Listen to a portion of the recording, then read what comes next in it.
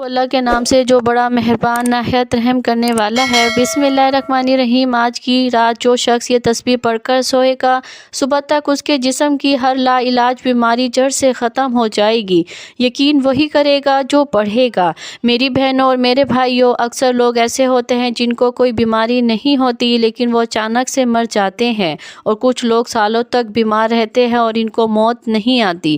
اور یاد رہے، جب بیماری لمبی ہو جاتی ہے تو اس بیماری سے نہ صرف مریض تنگ ہو جاتا ہے بلکہ اس کا خیال رکھنے والے بھی اس کی بیماری سے تنگ آ جاتے ہیں۔ یاد رہے کہ انسان پر جب بھی کوئی بیماری آتی ہے تو اللہ تعالیٰ ہی اس انسان کو اس بیماری سے شفا عطا فرماتا ہے۔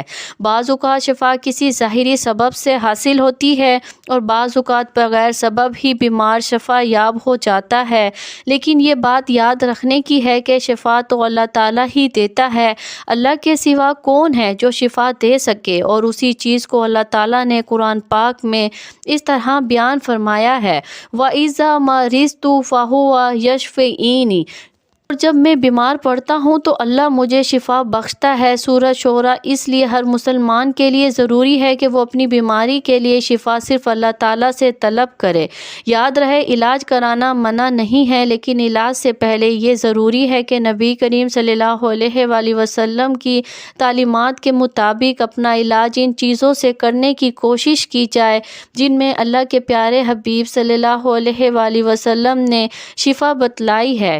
یاد رکھیں کہ قرآن پاک کو خود اللہ تعالیٰ نے مومنوں کے لیے شفا بتلایا، بلکہ یوں فرمایا کہ ہم نے اس قرآن کو مومنوں کے لیے شفا و رحمت بنا کر اتارا ہے۔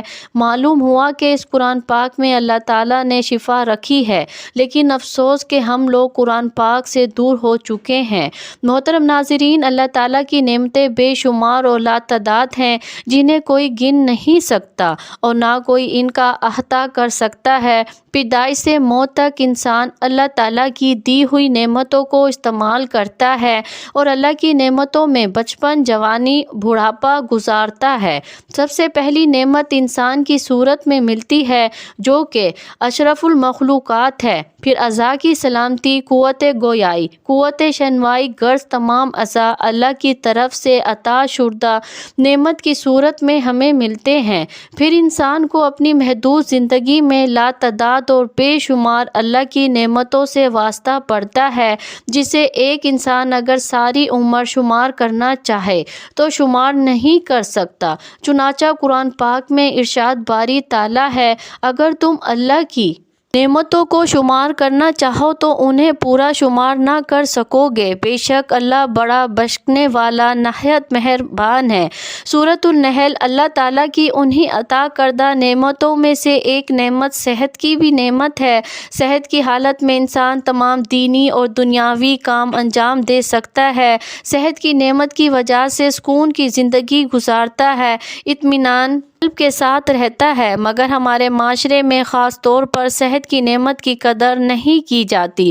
مسلمان پر ضروری ہے کہ وہ صحت کی نعمت پر اللہ کا شکر ادا کرے اور صحت کی حالت میں اعمال صالحہ پورے جذبے کے ساتھ انجام دے اور ناقدری سے اپنے آپ کو بچائے، جیسا کہ نبی کریم صلی اللہ علیہ وآلہ وسلم کا ارشاد ہے۔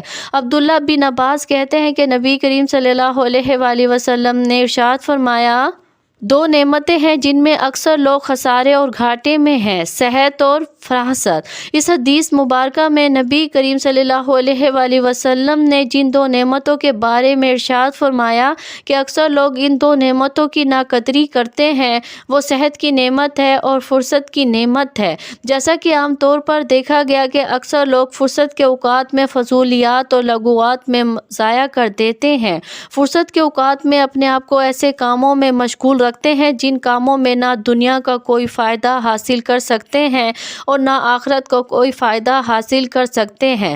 حدیث میں ہے کہ کوئی دن ایسا نہیں جب وہ طلوع ہوتا ہو مگر یہ کہ وہ پکار پکار کر کہتا ہے، اے آدم کے بیٹے، میں ایک نو پید مخلوق ہوں، میں تیرے عمل پر شاہد ہوں، مجھ سے کچھ حاصل کرنا ہو تو کر لے، میں قیامت تک لوٹ کر نہیں آؤں گا۔ دوسری حدیث میں حضور اکرم صلی اللہ علیہ وآلہ وسلم کا ارشاد ہے، آدمی آدمی کے اسلام کی خوبی یہ ہے کہ وہ لا یعنی کو چھوڑ دے۔ ترمذی۔ دوسری چیز جس کے بارے میں نبی کریم صلی اللہ علیہ وآلہ وسلم نے ارشاد فرمایا کہ اس کی اکثر لوگ ناقدری کرتے ہیں، وہ صحت کی نعمت ہے۔ صحت کی ناقدری اس طرح ہوتی ہے کہ صحت کے زمانے میں اگر آدمی کوشش کرے تو وہ اللہ تبارک و تعالیٰ کی خوب عبادت کر سکتا ہے، ذکر و اذکار کر سکتا ہے، تسبیحات کر سکتا ہے، قرآن کریم کی تلاوت کر سکتا ہے اور اعمال صالحہ میں، نیک کاموں میں اور عبادات میں خوب مجاہدہ کر سکتا ہے۔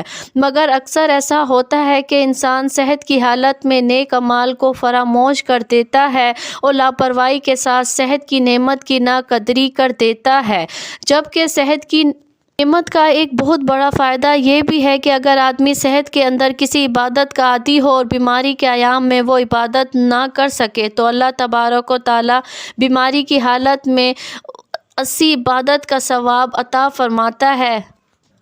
بیماری اللہ کی طرف سے آتی ہے اور اسے شفا بھی اللہ ہی دیتا ہے، جیسا کہ قرآن پاک میں ارشاد کہ جب میں بیمار ہوتا ہوں وہ اللہ ہی مجھے شفا دیتا ہے۔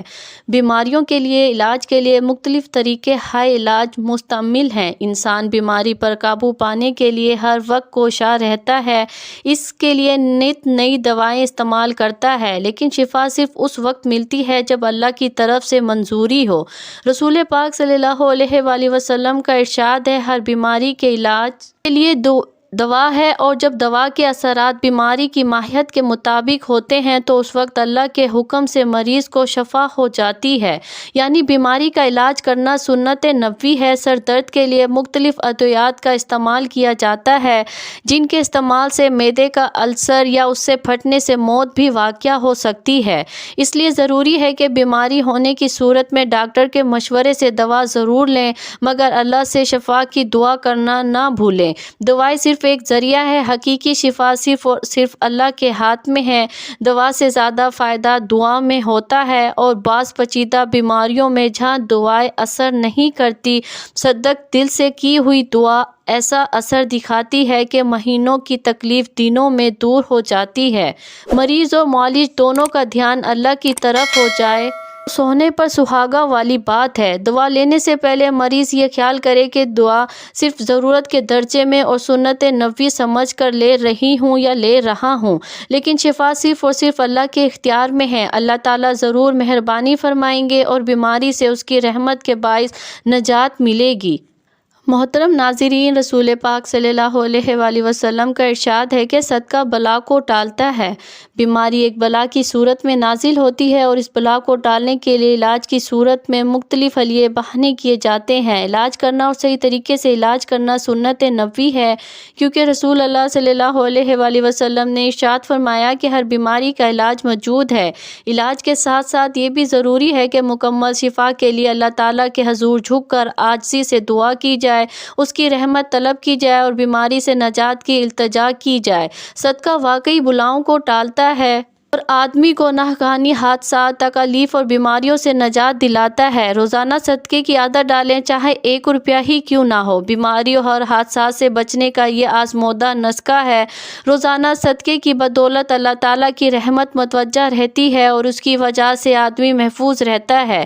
اس لیے ضروری ہے کہ روزانہ صدقے کی عادت کو اپنایا جائے۔ ہر بیماری کا علاج ہے اور شفا اللہ تعالیٰ نے دینی ہے۔ صدقہ بلا کو ٹالتا ہے۔ جب دوا کار اثر نہ کر رہی ہو تو پھر صدقہ دینا شروع کرے۔ صدقہ دینے سے پہلے اچھی طرح وضو کرے اور 2 رکعت نماز صلاۃ الحاجات پڑھ کر عاجزی اور انکساری کے ساتھ اللہ تعالیٰ سے دعا مانگے، اور اس کے بعد گھر سے نکلے اور پھر جو غریب اور نادار سب سے پہلے ملے اس کو صدقے کے پیسے دیں۔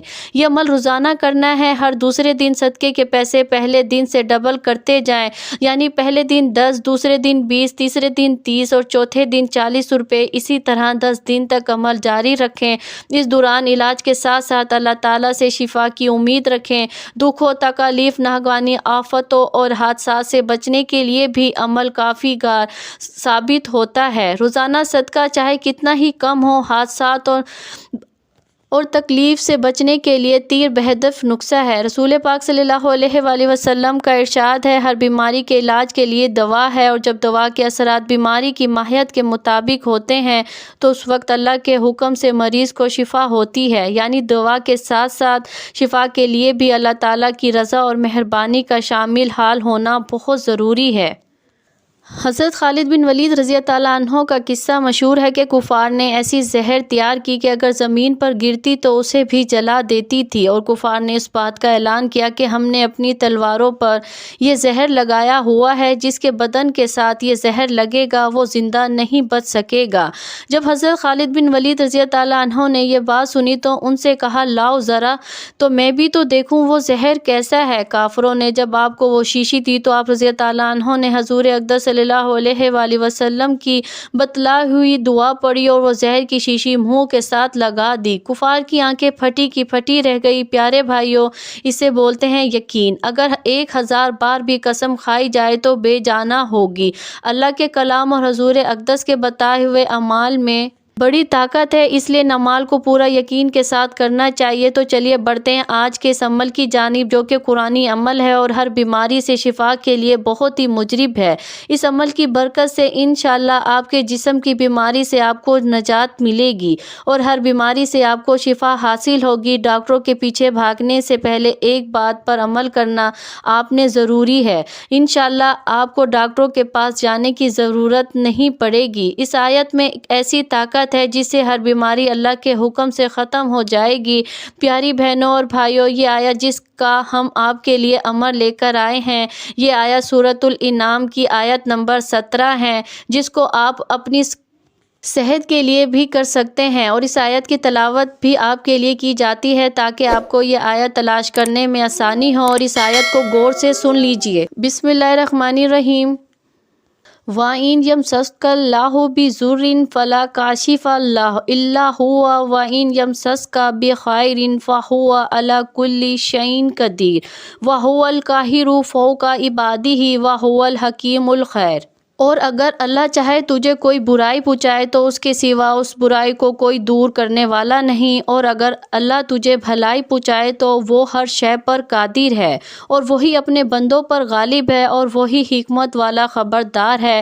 اس آیت کا یہ عمل ایک ایسا مجرب عمل ہے جس سے آپ کی انشاءاللہ ہر بیماری دور ہو جائے گی۔ اس عمل کا طریقہ یہ ہے کہ آپ نے اس آیت کو رات کے وقت 33 مرتبہ پڑھ کر مریض کے اوپر دم کر دینا ہے۔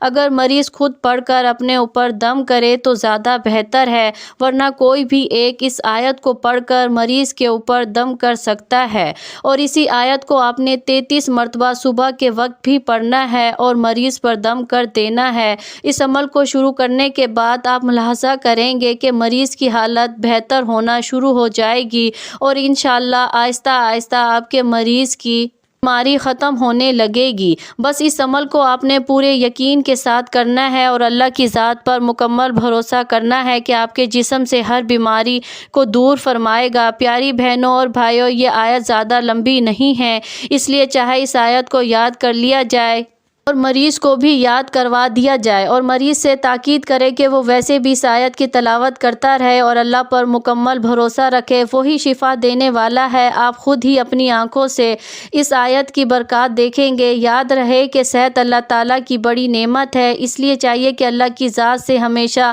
عافیت کی دعا مانگی جائے، اور جب بھی بیماریوں سے نجات کی دعا کی جائے تو اس یقین کے ساتھ مانگا جائے کہ اللہ تعالیٰ ہی کی طرف سے یہ بیماری ہے اور اللہ ہی اسے نجات دینے والا ہے اور اللہ ہی شفا دینے والا ہے۔